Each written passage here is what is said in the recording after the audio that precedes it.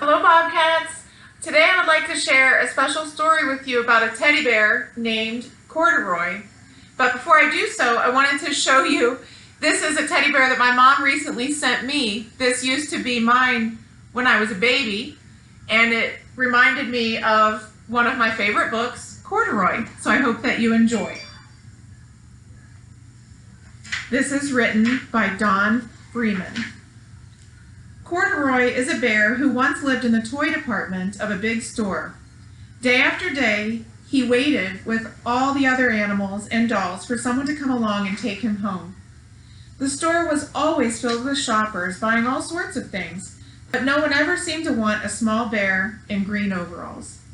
Then one morning, a little girl stopped and looked straight into Corduroy's bright eyes.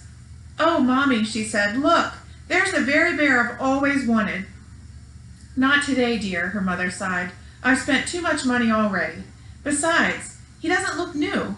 He's lost the button to one of his shoulder straps."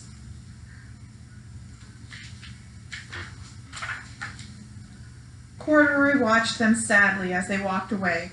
"I didn't know I'd lost a button," he said to himself. "Tonight I'll go see if I can find it."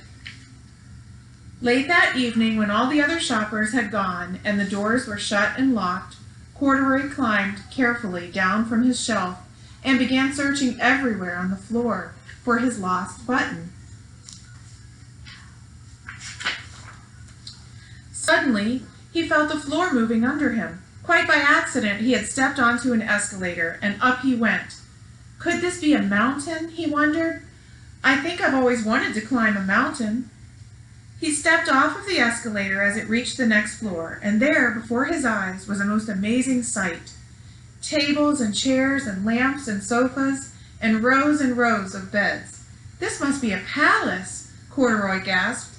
"I guess I've always wanted to live in a palace."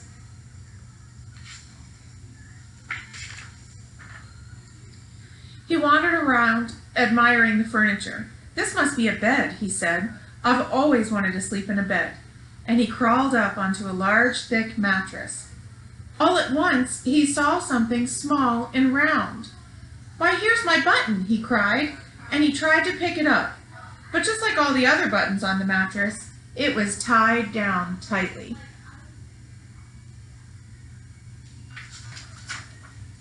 He yanked and pulled with both paws until pop! Off came the button, and off the mattress Corduroy toppled, bang, onto a tall floor lamp which fell over with a crash. Corduroy didn't know it, but there was someone else awake in the store. The night watchman was going on his rounds on the floor above. When he heard the crash, he came dashing down the escalator. "Now, who in the world did that?" he exclaimed. "Somebody must be hiding around here." He flashed his light under and over sofas and beds until he came to the biggest bed of all. And there he saw two fuzzy brown ears sticking up from under the cover. "Hello," he said. "How did you get upstairs?"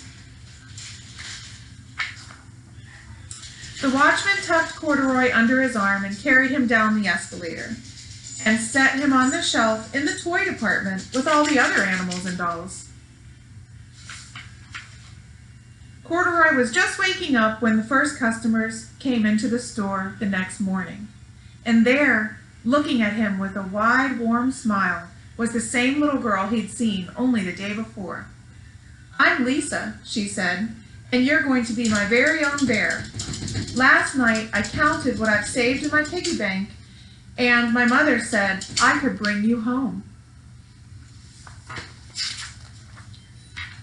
"Shall I put him in the box for you?" the saleslady asked. "Oh, no, thank you," Lisa answered, and she carried Corduroy home in her arms.